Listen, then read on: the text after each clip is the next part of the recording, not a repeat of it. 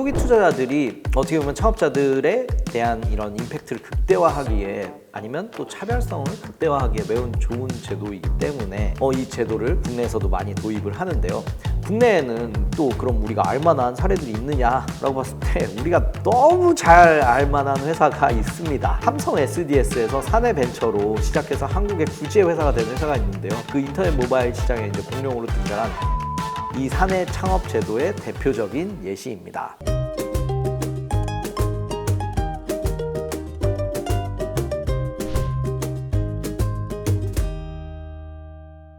안녕하세요. 전석철의 유니콘의 VC 전석철입니다.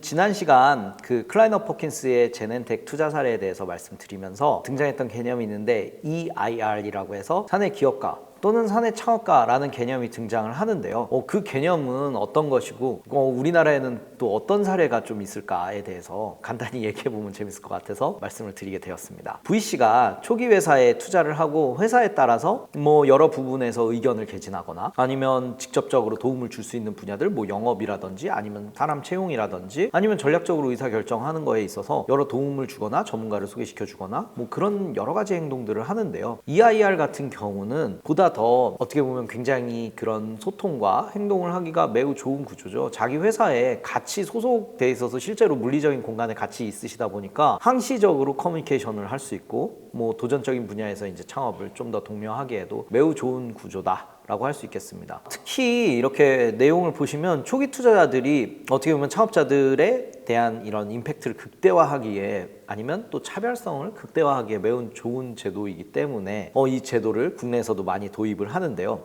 베이스 인베스트먼트도 해당 제도를 도입하고 있고 카카오벤처스나 퓨처플레이 등 많이 알려진 VC들에서도 해당 제도를 도입해서 활용을 하고 사내 창업가분들이 활발하게 활동을 하고 있습니다. 사내 창업가 제도를 넓은 범주로 이제 해석을 하게 되면 반드시 이런 사내 창업가들이 투자사에 속해가지고 이렇게 하는 것뿐만이 아니라 우리가 보는 많은 기업들에서도 사내 벤처라고 해서 사내에 별도의 회사를 이제 창업하게 해서 추진을 하게 하는 이런 제도들도 있는데요. 사내 벤처 제도 같은 경우에도 이런 EIR 제도 중에 하나다라고 볼 수 있겠습니다. 여담으로 말씀드리면 많이들 보시는 웹툰인데 미생 시즌 2를 보면 거기에서 주인공이 이제 장글의 친구들이 원 인터내셔널에 이제 남아있던 장글의 이제 동료들이 철강 중개 플랫폼을 사내 벤처 형태를 통해서 창업하려고 여러 가지로 소통하고 내부에서 정치에도 휘말리고 이런 에피소드가 지금도 계속 쭉 나오고 있어요. 그래서 이런 에피소드를 혹시나 관심 있으시면 보고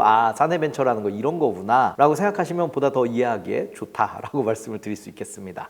그래서 이 개념이 그러면 이런 일반 기업에서 신사업팀이 있는데 그 팀이랑 별로 하는 일이 다른 게 없을 것 같은데 어떻게 다르냐라고 생각을 했을 때 가장 큰 차이점이 있습니다. 신사업팀 같은 경우에는 회사에 속해서 회사의 그런 이해관계에 맞아 떨어지는 일들을 회사의 리소스를 바탕으로 진행을 하게 되고 그거에 대한 책임도 당연히 그 실무자들도 지겠지만 그 회사가 지는 면이 가장 크고요. 이 사내벤처 같은 경우에는 자기가 생각하는 거를 어떻게 보면 회사에 좀 일종의 조력을 받아서 자기 사업 진행을 하는 거기 때문에 그 회사의 그 지분 같은 경우에도 주요 지분을 대부분의 사내벤처를 발휘한 창업자들이 가진다라고 볼 수 있겠습니다. 그렇기 때문에 회사가 이제 잘못했을 시에 대한 책임은 온전히 그런 주요 주주들이 좀 더 껴안아야 되는 면이 더 많고요. 별도로 사업이 잘 된다라고 하면 자기가 가져갈 수 있는 과실이 그만큼 크기 때문에 매우 또 도전적으로 창업할 수 있는 그런 유인이 있다라고 볼 수 있겠습니다. 국내에는 또 그럼 우리가 알만한 사례들이 있느냐라고 봤을 때 우리가 너무 잘 알만한 회사가 있습니다. 삼성 SDS에서 사내 벤처로 시작해서 한국의 구지의 회사가 된 회사가 있는데요. 그 인터넷 모바일 시장에 이제 공룡으로 등장한 네이버가 이 사내 창업 제도의 대표적인 예시입니다. 창업자인 이혜진 의장님 같은 경우에는 1992년에 삼성 SDS에 입사를 했는데요. 재직 당시에 지금의 네이버와 같은 인터넷 서비스 그리고 약간 포탈 개념을 제안한 사업계획서를 사내에서 이제 제안을 했는데 회사에서 퇴짜를 맞았대요. 하지만 이제 결코 이혜진 의장이 여기서 포기하지 않고 사내 벤처 제도를 통해서 이거 내가 해야지라고 마음을 먹고 결정을 했다라고 하고 있습니다. 그래서 이혜진 의장은 1997년에 네이버 포트라는 사업팀을 꾸리고 1999년에 네이버컴으로 독립을 아예 이제 물리적으로도 나와서 독립했다라고 하고 있습니다. 그리고 2000년에는 이어서 뭐 네이버에 대해서는 나중에 따로 진짜 길게 다뤄야 되는 스토리가 많은데 어쨌든 짧게 얘기하면 2000년에는 한게임과 합병을 하면서 몸집을 이제 불렸는데요. 한게임도 매우 재밌는 게